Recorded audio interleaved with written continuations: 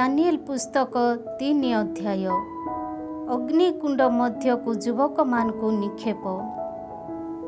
60 हाथ उच्च व 6 हाथ परिधि विशिष्ट एक सुवर्ण प्रतिमूर्ति राजा नेबुखादनेस्सार निर्माण कले ओ ताहाकु बाबिलोन अंचलर दूरा नामक उपत्यकार स्थापन कले।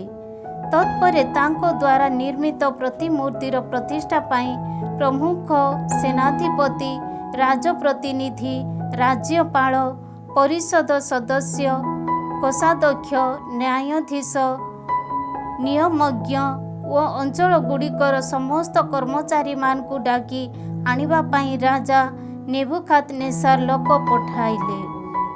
सुतरां राजा नेबुखादनेस्सारଙ୍କ द्वारा निर्मित प्रतिमूर्तिर प्रतिष्ठा पाई प्रमुख सेनाधिपति, राजप्रतिनिधि, राज्यपाल, परिषद सदस्य, कोषाध्यक्ष, न्यायाधीश, नियमज्ञ व अंचल गुड़िकर अन्यान्य समस्त कर्मचारी गण आसी एकत्रित हेले। नेबुखादनेस्सारଙ୍କ द्वारा निर्मित प्रतिमूर्ति सम्मुखरे सेमाने दंडायमान हेले। से समय रे जने दूत एही विज्ञापन को उच्च स्वर रे घोषणा कले, हे जनता, जातिगण, विविध भाषाभाषी लोके तुम मानक प्रति यह आदिष्ट होइछि। सिंह, बंशी, वीणा, चतुस्तंत्री, सारंगी, मृदंग प्रभृति सर्वविध वाद्योपकरण गुड़िकर स्वर शुणिबार बेले साष्टांग प्रणिपात पूर्वक तुमे माने राजा नेबुखादनेस्सारଙ୍କ द्वारा स्थापित सुवर्ण प्रतिमूर्ति को उपासना करिबो। जी मुह माड़ी उपासना करिबो नाही से सहसा एक उज्ज्वल अग्निकुंड मध्य को निक्षिप्त हेबो। सुतरां सिंह, बंशी, वीणा, चतुस्तंत्री, सारंगी, मृदंग प्रभृति सर्वविध वाद्योपकरण गुड़िकर स्वर शुणिबा क्षणी समस्त जनता, जातिगण व विविध भाषाभाषी लोके राजा नेबुखादनेस्सारଙ୍କ द्वारा स्थापित सुवर्ण सम्मुखरे मुह माड़ी ताहाकु उपासना कले। सेतेबेले केते जण कालदीय आगको आसी विद्वेष पूर्वक जिहुदी मानक विरुद्धरे अभियोग जणाइले। सेमाने राजा नेबुखादनेस्सारଙ୍କୁ कहिले, राजा चिरंजीवी हुअन्तु। हे राजा, सिंह, बंशी, वीणा, चतुस्तंत्री, सारंगी, मृदंग प्रभृति सर्वविध वाद्योपकरण गुड़िकर स्वर शुणिबा क्षणी समस्ते मुह माड़ी सुवर्ण प्रतिमूर्ति को उपासना करिबे वो जीए मुह माड़ी उपासना करिबो नाही से ज्वलंत अग्निकुंड को पका जीव बोली तुमे एक निर्देशनामा जारी करिअछ। बाबिलोन अंचलर अधिपति रूपे तुम द्वारा नियोजित साद्राक, मेसाक, अबदेनेगो प्रभृति केते जण जिहुदी तुम निर्देशनामार बाध्य हुअन्ति नाही।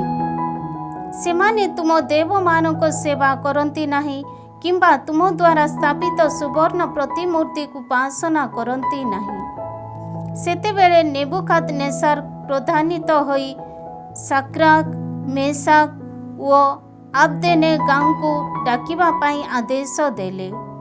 तहु सेमाने सेही व्यक्ति मानकु राजांको सम्मुख को आनिले।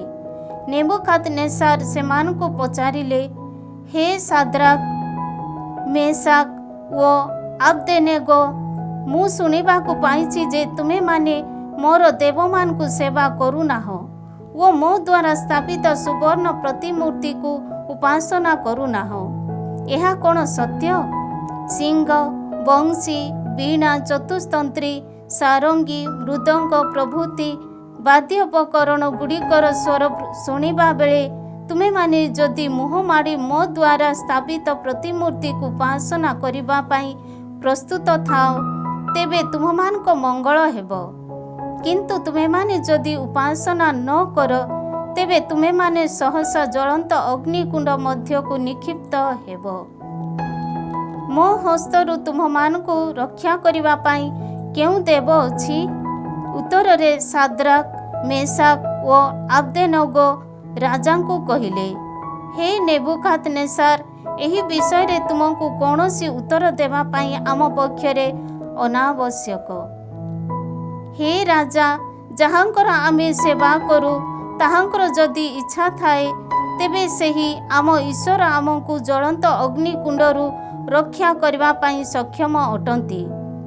ସେ ଆମକୁ ତୁମ ହସ୍ତରୁ ମୁକ୍ତ କରିବେ। ମାତ୍ର ସେଥିସକାଶେ ସେ ଯଦି ଅନିଚ୍ଛୁକ ତେବେ ହେ ରାଜା, ଏହା ଜାଣି ରଖ ଯେ ଆମ୍ଭେମାନେ ତୁମ ଦେବମାନଙ୍କର ସେବା କରିବୁ ନାହିଁ କିମ୍ବା ତୁମ ଦ୍ୱାରା ସ୍ଥାପିତ ସୁବର୍ଣ୍ଣ ପ୍ରତିମୂର୍ତ୍ତିକୁ ଉପାସନା କରିବୁ ନାହିଁ। ସେ ସମୟରେ ନେବୁକାଦନେସାର କ୍ରୋଧ ଜର୍ଜରିତ ହେଲେ ଓ ସାଦ୍ରାକ୍, ମେସାକ୍ ଓ ଆବେଦନେଗୋଙ୍କ ବିରୁଦ୍ଧରେ ତାଙ୍କ ମୁଖଭାଗ ପରିବର୍ତ୍ତିତ ହେଲା। ତହୁଁ ସେ ଅଗ୍ନିକୁଣ୍ଡକୁ ସାଧାରଣ ପରିମାଣ ଅପେକ୍ଷା 7 ଗୁଣ ଅଧିକ ଉତ୍ତପ୍ତ କରିବା ପାଇଁ ଆଦେଶ ଦେଲେ। ଏହାପରେ ସାଦ୍ରାକ୍, ମେସାକ୍ ଓ ଆବେଦନେଗୋଙ୍କୁ ଆବଦ୍ଧ କରି ସେହି ଜ୍ୱଳନ୍ତ ଅଗ୍ନିକୁଣ୍ଡରେ ନିକ୍ଷେପ କରିବା ପାଇଁ ସେ ନିଜର କେତେଜଣ ଶକ୍ତିଶାଳୀ ସୈନିକଙ୍କୁ ନିର୍ଦ୍ଦେଶ ଦେଲେ। ସେହି ସୈନିକମାନେ ସେମାନଙ୍କୁ ସେମାନଙ୍କ ଜାମା, ପୋଷାକ, ଟୋପି ତଥା ଅନ୍ୟାନ୍ୟ ବସ୍ତ୍ରଗୁଡ଼ିକ ସମେତ ବାନ୍ଧି ସେହି ଜ୍ୱଳନ୍ତ ଅଗ୍ନିକୁଣ୍ଡ ମଧ୍ୟକୁ ନିକ୍ଷେପ କଲେ। ରାଜାଙ୍କ ନିଷ୍ଠୁର ଆଦେଶ ଅନୁସାରେ ଅଗ୍ନିକୁଣ୍ଡକୁ ଅତ୍ୟଧିକ ଉତ୍ତପ୍ତ କରାଯାଇଥିବା ଯୋଗୁଁ ଯେଉଁମାନେ ସାଦ୍ରାକ୍, ମେସାକ୍ ଓ ଆବେଦନେଗୋଙ୍କୁ ଅଗ୍ନିକୁଣ୍ଡକୁ ନେଇ ଯାଇଥିଲେ ସେମାନଙ୍କୁ ଅଗ୍ନିଶିଖା ଦଗ୍ଧ କରି ନିଧନ କଲା। ସାଦ୍ରାକ୍, ମେସାକ୍ ଓ ଆବେଦନେଗୋ ଏହି ବ୍ୟକ୍ତିତ୍ରୟ ବନ୍ଧାଯାଇ ସେହି ଜ୍ୱଳନ୍ତ ଅଗ୍ନିକୁଣ୍ଡରେ ପତିତ ହେଲେ। ଯୁବକତ୍ରୟଙ୍କର ସ୍ତବଗାନ। ଈଶ୍ୱରଙ୍କ ଉଦ୍ଦେଶ୍ୟରେ ଗାନ କରି ଓ ପ୍ରଭୁଙ୍କର ସ୍ତୁତି ଗାନ କରି ସେମାନେ ଅଗ୍ନିଶିଖା ମଧ୍ୟ ଦେଇ ଭ୍ରମଣ କଲେ। ସେ ସମୟରେ ଆସାରିଆ ଦଣ୍ଡାୟମାନ ହୋଇ ଏହିପରି ପ୍ରାର୍ଥନା କଲେ। ସେହି ଅଗ୍ନି ମଧ୍ୟରେ ତାଙ୍କ ମୁଖ ଖୋଲି ସେ ପ୍ରଭୁଙ୍କର ପ୍ରଶଂସା ଗାନ କଲେ। ଆମ ପିତୃପୁରୁଷମାନଙ୍କ ଈଶ୍ୱର ହେ ପ୍ରଭୁ, ତୁମେ ଧନ୍ୟ, ତୁମେ ପ୍ରଶଂସା ଯୋଗ୍ୟ। ହେଉ ଗୌରବାନ୍ୱିତ ଯୁଗ ଯୁଗାନ୍ତରେ ତୁମ ନାମ। କରିଅଛ ତୁମେ ଆମ ପାଇଁ ଯାହା ସମ୍ପାଦିତ, ସେ ସମସ୍ତ କାର୍ଯ୍ୟରେ ତୁମେ ନ୍ୟାୟବାନ। ତୁମର ସମସ୍ତ କାର୍ଯ୍ୟ ସତ୍ୟ ଓ ତୁମ ମାର୍ଗବଳୀ ନୀତିନିଷ୍ଠ। ତୁମର ସମସ୍ତ ବିଚାର ସତ୍ୟମୟ। ଘଟାଇଅଛ ତୁମେ ଯାହା ଆମ ପ୍ରତି ସେ ସମସ୍ତ କାର୍ଯ୍ୟରେ କରିଅଛ, ତୁମେ ସମୁଚିତରେ ଯାହା ଆମ ପିତୃପୁରୁଷମାନଙ୍କ ପବିତ୍ର ନଗରୀ କରିଅଛ, ସେହି ଜେରୁସାଲେମ ପ୍ରତି ମଧ୍ୟ ତୁମେ ତାହା ସାଧନ। ଆମ୍ଭମାନଙ୍କ ପାପ ସକଳ ଯୋଗୁଁ ସତ୍ୟ ତଥା ନୀତିନିଷ୍ଠା ପୂର୍ବକ ଘଟାଇଅଛ। ତୁମେ ଆମ ପ୍ରତି ଏ ସମସ୍ତ ନିୟମ ଲଙ୍ଘନ କରି ଓ ପାପମଗ୍ନ ହୋଇ ଗଲୁ। ଆମେ ତୁମ ସମୀପରୁ ଓହରି କଲୁ ଆମେ ସମସ୍ତ କାର୍ଯ୍ୟରେ ପାପ। ହେଲୁ ନାହିଁ ଆମେ ତୁମ ଆଜ୍ଞାବଳୀର ଅନୁଗତ। କଲୁ ନାହିଁ ଆମେ ସେ ସମସ୍ତ ପାଳନ କିମ୍ବା କଲୁ ନାହିଁ ସେ ସମସ୍ତକୁ କାର୍ଯ୍ୟରେ ପରିଣତ। କରିଅଛ ତୁମେ ସେ ସମସ୍ତ ଆଜ୍ଞାବଳୀ ଆମ ମଙ୍ଗଳ ନିମନ୍ତେ ପ୍ରଦାନ। ସୁତରାଂ ଘଟାଇଅଛ ତୁମେ ଯାହା କିଛି ଆମ ପ୍ରତି ଓ କରିଅଛ ଆମ ବିରୁଦ୍ଧେ ହୋଇଛି ବିଚାର ବିଧି ପୂର୍ବକ ସେ ସମସ୍ତ। କରିଅଛ ତୁମେ ଆମ୍ଭମାନଙ୍କୁ ସମର୍ପଣ ନିୟମ ରହିତ ଶତ୍ରୁ ତଥା ଘୃଣ୍ୟ ବିଦ୍ରୋହୀମାନଙ୍କ ହସ୍ତେ, ପୃଥିବୀ ସାରା ଦୁଷ୍ଟ ତଥା ଅନ୍ୟାୟୀ ରାଜାଙ୍କ ହସ୍ତେ କରିପାରୁନାହୁଁ। ବର୍ତ୍ତମାନ ଆମେ ନିଜ ନିଜ ମୁଖ ମଧ୍ୟ ଉନ୍ମୁକ୍ତ ହୋଇଛି ତୁମ ଦାସ ତଥା ଆରାଧକମାନଙ୍କ ଉପରେ ଲଜ୍ଜା ତଥା ଅପମାନ ନିବର୍ତ୍ତିତ କର ନାହିଁ। ଆମକୁ ନାମ ତୁମର ସକାଶେ ମୁହୂର୍ତ୍ତେ ତ୍ୟାଗ କର ନାହିଁ ତୁମ ବ୍ୟବସ୍ଥା ବିଧାନ ଲଙ୍ଘନ। ଯିଏ ତୁମ ସ୍ନେହ ପାତ୍ର ସେହି ଆବ୍ରାମ, ଯିଏ ତୁମ ଦାସ ସେହି ଇସାକ, ଯିଏ ତୁମ ପବିତ୍ର ଜଣଙ୍କ ସେହି ଇସ୍ରାଏଲ ସକାଶେ କର ନାହିଁ ଆମଠାରୁ ତୁମ କରୁଣା ପ୍ରତ୍ୟାହାର କରିଥିଲ। ତୁମେ ସେମାନଙ୍କୁ ପ୍ରତିଶ୍ରୁତି ପ୍ରଦାନ ଆକାଶ ମଣ୍ଡଳର ତାରକପୁଞ୍ଜ ସଦୃଶ୍ୟ ସମୁଦ୍ର ଉପକୂଳସ୍ଥ ବାଲୁକା ସମ କରିବ ସେମାନଙ୍କ ବଂଶଧରମାନଙ୍କୁ ବୃଦ୍ଧିପ୍ରାପ୍ତ। ହେ ପ୍ରଭୁ, ଯେ କୌଣସି ଜାତି ତୁଳନାରେ ହୋଇଛୁ ଆମେ ସଂଖ୍ୟାରେ ହ୍ରାସ ହୋଇଛୁ। ଆମେ ଆଜି ପୃଥିବୀରେ ଆମ ପାପ ସମୂହ ଯୋଗୁଁ ନିନ୍ଦନୀୟ। ବର୍ତ୍ତମାନ କାଳରେ ନାହିଁ ଆମ୍ଭମାନଙ୍କର କୌଣସି ରାଜା, ପ୍ରବକ୍ତା, ନେତା, ହୋମବଳି, ଅନ୍ୟାନ୍ୟ ବଳି, ନୈବେଦ୍ୟ କିମ୍ବା ଧୂପାର୍ଚ୍ଚନା କରୁ ଆମେ ଯେପରି ତୁମ ସନ୍ନିଧାନେ ନୈବେଦ୍ୟ ଉତ୍ସର୍ଗ କିମ୍ବା ତୁମ କରୁଣାର ସନ୍ଧାନ। ସେଥି ସକାଶେ ନାହିଁ ଆମ୍ଭମାନଙ୍କ କୌଣସି ସ୍ଥାନ କରାଯାଇ ଯେଉଁପରି ପୁଂମେଷ ବୃକ୍ଷ ସକଳ ତଥା ଅୟୁତ ମେଷ ଶାବକମାନଙ୍କ ନୈବେଦ୍ୟ ହୁଅନ୍ତି, ଯେଉଁମାନେ ଅନୁତପ୍ତ ହୃଦୟ ତଥା ନମ୍ର ମନା ପୂର୍ବକ ତୁମର ସନ୍ନିକଟ ହେଉ। ସେହି ଆମେ ସେହିପରି ତୁମ ନିକଟରେ ଗ୍ରହଣଯୋଗ୍ୟ। ଏହା ହିଁ ଆଜି ତୁମ ସନ୍ନିଧାନେ ଆମର ନୈବେଦ୍ୟ ଉତ୍ସର୍ଗ ହେଉ। ଆମେ ଯେପରି ପୂର୍ଣ୍ଣ ଚିତ୍ତେ ଅନୁଗାମୀ ତୁମର, ସେଥିପାଇଁ ଦିଅ ଆମକୁ ଅବସର। କାରଣ କରନ୍ତି ଯେଉଁମାନେ ତୁମଠାରେ ଆସ୍ଥା ସ୍ଥାପନ ହେବେ ନାହିଁ, କେବେ ହେଁ ଲଜ୍ଜିତ ସେମାନେ। ବର୍ତ୍ତମାନ କରୁ ଆମେ ପୂର୍ଣ୍ଣ ଚିତ୍ତେ ତୁମର ଅନୁଗମନ, କରୁ ଆମେ ତୁମ ପ୍ରତି ଭୟଭକ୍ତି ପ୍ରଦର୍ଶନ, କରୁ ଆମେ ମୁଖ ତୁମର ସନ୍ଧାନ ହେଉ। ଆମେ ଯେପରି ଲଜ୍ଜିତ, ସେଥିପାଇଁ ଦିଅ ନାହିଁ ଆମକୁ ସୁଯୋଗ, ବରଂ ଦୀର୍ଘ ସହିଷ୍ଣୁତା ତଥା ସମୃଦ୍ଧ କରୁଣା ତୁମର ଅନୁସାରେ କର ଆମ ପ୍ରତି ଆଚରଣ। କର ଆମକୁ ତୁମ ଆଶ୍ଚର୍ଯ୍ୟନିତ କର୍ମାବଳୀ ମୁତାବକ ଉଦ୍ଧାର। ହେ ପ୍ରଭୁ, କର ଗୌରବାନ୍ୱିତ ନାମ ତୁମର। କରନ୍ତି ଯେଉଁମାନେ ତୁମ ଦାସମାନଙ୍କ ପ୍ରତି ଉପଦ୍ରବ କରାଅ, ସେମାନଙ୍କୁ ଲଜ୍ଜିତ ହୁଅନ୍ତି, ସେମାନେ ଅପମାନିତ ହୁଅନ୍ତି, ସେମାନେ ଅଧିକାର ତଥା ଆଧିପତ୍ୟରୁ ବଞ୍ଚିତ ହେଉ। ଶକ୍ତି ସେମାନଙ୍କର ବିଧ୍ୱସ୍ତ, କେବଳ ତୁମେ ହିଁ ସମଗ୍ର ସଂସାର ଉପରେ ଏକମାତ୍ର ଗୌରବମଣ୍ଡିତ ପ୍ରଭୁ ଈଶ୍ୱର। ହୁଅନ୍ତୁ ସେମାନେ ଏହା ଅବଗତ, ଯେଉଁ ରାଜା ସେବକମାନେ ସେମାନଙ୍କୁ ଅଗ୍ନିକୁଣ୍ଡରେ ନିକ୍ଷେପ କରିଥିଲେ, ଗନ୍ଧକ, ପିଚୁ, ସଲ୍, ଚୋପା ତଥା କାଠ ପକାଇ ସେମାନେ ସେହି ଅଗ୍ନିକୁଣ୍ଡର ଅଗ୍ନିକୁ ପ୍ରଜ୍ୱଳିତ କରିବା କାର୍ଯ୍ୟରୁ ନିବୃତ୍ତ ହୋଇନଥିଲେ। ସେହି ଅଗ୍ନିକୁଣ୍ଡରୁ ଅଗ୍ନିଶିଖା 49 ହାତ ଉଚ୍ଚ ପର୍ଯ୍ୟନ୍ତ ପ୍ରଜ୍ୱଳିତ ହୋଇ ଉଠିଲା। ଅଗ୍ନିକୁଣ୍ଡର ଚତୁଃପାର୍ଶ୍ୱରେ ଦଣ୍ଡାୟମାନ କାଲଦୀୟମାନଙ୍କୁ ତାହା ମାଡ଼ିଯାଇ ଦଗ୍ଧ କଲା। କିନ୍ତୁ ଆସିରିଆ ଓ ତାଙ୍କ ସାଥୀମାନଙ୍କର ସହବର୍ତ୍ତୀ ହେବା ପାଇଁ ପ୍ରଭୁଙ୍କର ଜଣେ ଦୂତ ଅଗ୍ନିକୁଣ୍ଡ ମଧ୍ୟକୁ ଅବତରି ଆସିଲେ ଓ ଅଗ୍ନିକୁଣ୍ଡରୁ ସେହି ଜ୍ୱଳନ୍ତ ଅଗ୍ନିଶିଖାକୁ ସେ ଦୂରେଇ ଦେଲେ। ପୁଣି ସେହି ଅଗ୍ନିକୁଣ୍ଡର ମଧ୍ୟଭାଗକୁ ସୁସୁରି ମାରୁଥିବା ଆର୍ଦ୍ରପୂର୍ଣ୍ଣ ବାୟୁରେ ସେ ପରିଣତ କଲେ। ତେଣୁ ଅଗ୍ନି ସେମାନଙ୍କୁ ସ୍ପର୍ଶ କଲା ନାହିଁ କିମ୍ବା ସେମାନଙ୍କ ପ୍ରତି କୌଣସି ଉପଦ୍ରବ କଲା ନାହିଁ ଅଥବା ବ୍ୟାକୁଳତା ଦେଲା ନାହିଁ। ସେତେବେଳେ ସେହି 3 ଜଣ ସେହି ଅଗ୍ନିକୁଣ୍ଡ ମଧ୍ୟରେ ଈଶ୍ୱରଙ୍କୁ ପ୍ରଶଂସା, ଗୌରବାନ୍ୱିତ ତଥା ଧନ୍ୟବାଦ ଅର୍ପଣ କରିବାକୁ ଆରମ୍ଭ କରି କହିଲେ, ପ୍ରଭୁ ହେ ଆମ ପିତୃପୁରୁଷମାନଙ୍କ ଈଶ୍ୱର, ହୁଅ ତୁମେ ଧନ୍ୟ, ହୁଅ ତୁମେ ସତତ ପ୍ରଶଂସା ତଥା ମହିମା ଯୋଗ୍ୟ। ହେଉ ତୁମର ଗୌରବମଣ୍ଡିତ ପବିତ୍ର ନାମ ଧନ୍ୟ।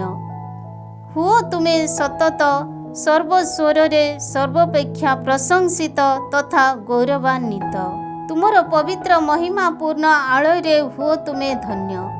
ହୁଅ ତୁମେ ସର୍ବଦା ପ୍ରଶଂସିତ ତଥା ଅତ୍ୟଧିକ ମହିମାନ୍ୱିତ, ଯିଏ କେରୁବମାନଙ୍କ ଉପରେ ଆସୀନ ଓ କରନ୍ତି, ଯିଏ ଅଗାଧକୁ ନିରୀକ୍ଷଣ।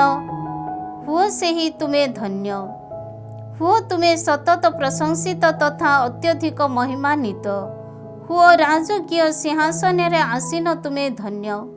ହୁଅ ତୁମେ ସତତ ପ୍ରଶଂସିତ ତଥା ଅତ୍ୟଧିକ ମହିମାନ୍ୱିତ। ହୁଅ ତୁମେ ଆକାଶମଣ୍ଡଳରେ ଧନ୍ୟ। हुओ तुमे सतत स्तुति गान योग्य तथा महिमान्वित। प्रभुंकर हे सतत सृष्ट वस्तु कर प्रभुंकर स्तुति गान। प्रशंसा करी कर ताहांको सतत अत्यधिक महिमान्वित। हे आकाशमंडल कर प्रभुंकर स्तुति गान। प्रशंसा करी कर ताहांको सतत अत्यधिक महिमान्वित। प्रभुंकर हे देवदूत गण कर प्रभुंकर स्तुति गान।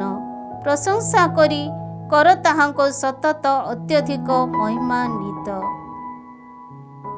आकाशमंडल उपरिस्थ हे जलराशि कर प्रभुंकर स्तुति गान। प्रशंसा करी कर ताहांको सतत अत्यधिक महिमान्वित। हे आधिपत्य वृंद कर प्रभुंकर स्तुति गान। प्रशंसा करी कर ताहांको सतत अत्यधिक महिमान्वित। हे सूर्य तथा चंद्र कर प्रभुंकर स्तुति गान। प्रशंसा करी कर ताहांको सतत अत्यधिक महिमान्वित। आकाशमंडल रे हे तारापुंज कर प्रभुंकर स्तुति गान। प्रशंसा करी कर ताहांको सतत अत्यधिक महिमान्वित। हे वृष्टिपात तथा शिशिर कर प्रभुंकर स्तुति गान। प्रशंसा करी कर ताहांको सतत अत्यधिक महिमान्वित। हे समस्त वायु प्रवाह कर प्रभुंकर स्तुति गान। प्रशंसा करी कर ताहांको सतत अत्यधिक महिमान्वित। हे अग्निकुंड तथा उताप कर प्रभुंकर स्तुति गान। प्रशंसा करी कर ताहांको सतत अत्यधिक महिमान्वित। हे शीतलता व ग्रीष्मर उताप कर प्रभुंकर स्तुति गान। प्रशंसा करी कर ताहांको सतत अत्यधिक महिमान्वित। हे शिशिर तथा हिम कर प्रभुंकर स्तुति गान। प्रशंसा करी कर ताहांको सतत अत्यधिक महिमान्वित। हे रात्रि तथा दिवस सकल कर प्रभुंकर स्तुति गान। प्रशंसा करी कर ताहांको सतत अत्यधिक महिमान्वित। हे आकाश तथा अंधार कर प्रभुंकर स्तुति गान। प्रशंसा करी कर ताहांको सतत अत्यधिक महिमान्वित।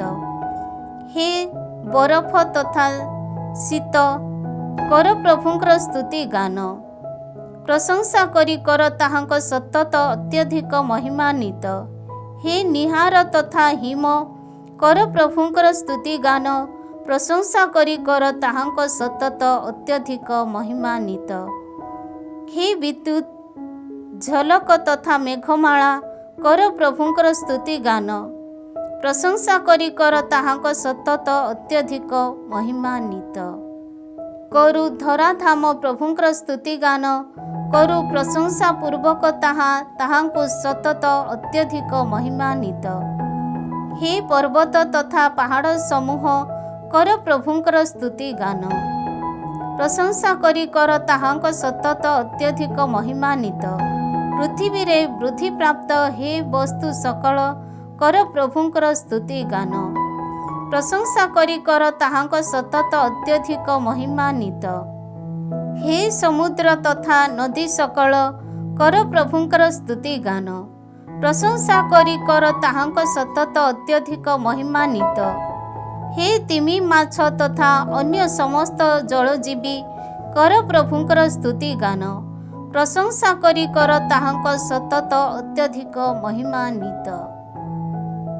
हे आकाशर पक्षीगण कर प्रभुंकर स्तुति गान। प्रशंसा करी कर ताहांको सतत अत्यधिक महिमान्वित। हे वन्य तथा गृहपालित पशुगण कर प्रभुंकर स्तुति गान। प्रशंसा करी कर ताहांको सतत अत्यधिक महिमान्वित। हे मनुष्य पुत्र माने कर प्रभुंकर स्तुति गान। प्रशंसा करी कर ताहांको सतत अत्यधिक महिमान्वित। हे इस्राएल कर प्रभुंकर स्तुति गान। प्रशंसा करी कर ताहांको सतत अत्यधिक महिमान्वित। प्रभुंकर हे याजक गण कर प्रभुंकर स्तुति गान।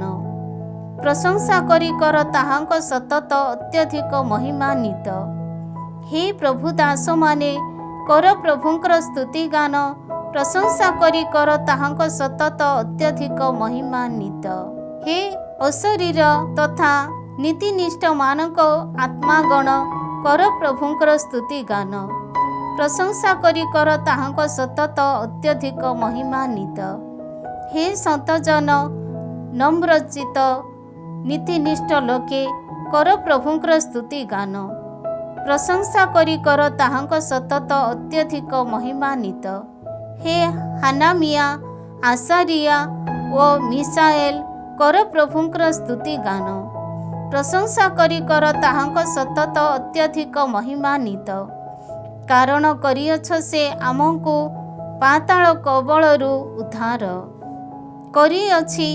से आमको मृत्यु हस्तरू मुक्त करिअछन्ति। आमको से उज्ज्वल अग्निकुंड को रक्षा देई अछन्ति। आमको अग्निरू मोचन कर प्रभुंक प्रति कृतज्ञता ज्ञापन।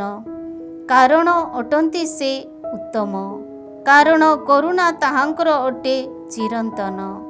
जी देवमानक ईश्वर प्रभु ताहांकर हे समस्त उपासनाकारी कर ताहांकर स्तुति गान। कर ताहांक प्रति प्रशंसा तथा कृतज्ञता ज्ञापन। कारण करुणा ताहांकर अटे चिरंतन। सेतेबेले आश्चर्यान्वित होई राजा नेबुखादनेस्सार खूब शीघ्र दंडायमान हेले।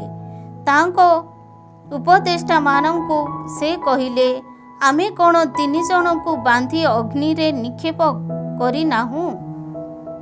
उत्तर रे सेमाने कहिले, हे राजा ताहा सत्य। राजा पुणी कहिले, किंतु बंधन मुक्त होई 4 जनकु अग्नि रे उपद्रव करुथिबा मु देखिबाकु पाए। सेमानक प्रति कौनसी उपद्रव मध्य घटी नाही ओ सेही चतुर्थ जनक रूप जणे देवपुत्र स्वरूप देखा जाए। यहाँ परे सेही ज्वलंत अग्निकुंडर द्वार को आसी नेबुखादनेस्सार कहिले, परात्पर ईश्वरଙ୍କ दासगण हे साद्राक मेसाक ओ आबदेनगो बाहर होई तुमे माने एठाकु आस। तहु सेही अग्निरू बाहरी साद्राक मेसाक ओ आबदेनगो आसिले। से समय रे प्रमुख सेनाधिपति राजप्रतिनिधि राज्यपाल ओ राजपरिषद माने एकत्रित होई देखिबाकु पाइले जे ସେହି ବ୍ୟକ୍ତିମାନଙ୍କ ଶରୀର ଉପରେ ଅଗ୍ନି କୌଣସି ପ୍ରଭାବ ପକାଇ ପାରି ନାହିଁ। ସେମାନଙ୍କ ମସ୍ତକର କେଶ ଦଗ୍ଧ ହୋଇନାହିଁ। ସେମାନଙ୍କ ପୋଷାକର କୌଣସି ତ୍ରୁଟି ହୋଇନାହିଁ ଓ ସେମାନଙ୍କ ଶରୀରରୁ ଅଗ୍ନିର ଗନ୍ଧ ବାହାରୁ ନାହିଁ। ନେବୁଖାଦନେସ୍ସାର କହିଲେ, ସାଦ୍ରାକ ମେସାକ ଓ ଆବଦେନଗୋଙ୍କ ଈଶ୍ୱର ଧନ୍ୟ ହୁଅନ୍ତୁ। ସେମାନଙ୍କ ଈଶ୍ୱର ବ୍ୟତୀତ ଅନ୍ୟ କୌଣସି ଦେବମାନଙ୍କର ଉପାସନା କରିବା କିମ୍ବା ସେବା କରିବା ଅପେକ୍ଷା ନିଜ ନିଜ ଶରୀରକୁ ଯନ୍ତ୍ରଣା ଦେବା ପାଇଁ ସମର୍ପଣ କରିବା ଅଧିକ ଶ୍ରେୟସ୍କର ବୋଲି ମନେକରି ସେମାନେ ରାଜାଙ୍କ ଆଦେଶ ଅବହେଳା କଲେ ଓ ସେମାନଙ୍କ ଈଶ୍ୱରଙ୍କ ଠାରେ ଆସ୍ଥା ସ୍ଥାପନ କରିଥିବା ଯୋଗୁଁ ସେ ତାହାଙ୍କ ଦେବଦୂତଙ୍କୁ ପଠାଇ ତାହାଙ୍କ ଦାସମାନଙ୍କୁ ରକ୍ଷା କରିଅଛନ୍ତି। ସୁତରାଂ ମୁଁ ବର୍ତ୍ତମାନ ଏକ ନିର୍ଦ୍ଦେଶନାମା ଜାରି କରେ, କୌଣସି ଜନତା ଜାତିଗଣ କିମ୍ବା ବିଭିନ୍ନ ଭାଷାବାଦୀ ଲୋକେ ଯଦି ସାଦ୍ରାକ ମେସାକ ଓ ଆବଦେନଗୋଙ୍କ ଈଶ୍ୱରଙ୍କ ବିରୁଦ୍ଧରେ କିଛି କଥା କହିବେ, ତେବେ ସେମାନଙ୍କ ଶରୀର ଖଣ୍ଡ ବିଖଣ୍ଡ କରାଯିବ ଓ ସେମାନଙ୍କ ଗୃହଗୁଡ଼ିକ ଭୂମିସାତ୍ କରାହେବ। କାରଣ ଏପରି ଭାବେ ରକ୍ଷା କରିବା ପାଇଁ ସକ୍ଷମ ଅନ୍ୟ କୌଣସି ଦେବ ନାହିଁ। ତତ୍ପରେ ସାଦ୍ରାକ ମେସାକ ଓ ଆବଦେନଗୋଙ୍କୁ ବାବିଲନ ଅଞ୍ଚଳରେ ଉଚ୍ଚ ପଦବୀରେ ସେ ନିଯୁକ୍ତ କଲେ।